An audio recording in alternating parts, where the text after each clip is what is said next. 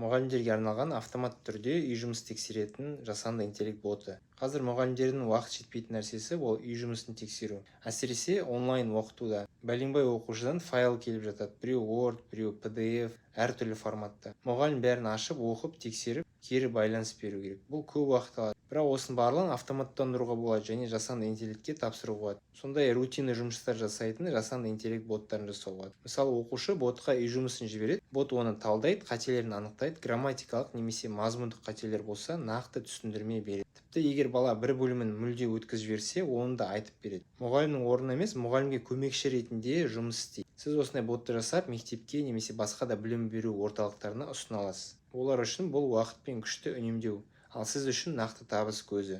Ең кереметі, бұл ботты жасау үшін код жазудың қажеті жоқ. Бар болғаны дұрыс логика құрып, ChatGPT сияқты құралдарды біріктірсеңіз жеткілікті. Әрине, үй жұмысының қандай форматта берілетіні өте маңызды. Бұл тақырып сізге қызық болса, менің YouTube арнамды табыңыз, Азат Ержан деп іздесеңіз, YouTube-тан шығады. Сол жерде мына соңғы видео бар, осындай қызыл суреті бар. Соны ашыңыз, сол жерде осы туралы көп айттым. Сізге бұл видео өте пайдалы болады, сондықтан қазір барып қараңыз.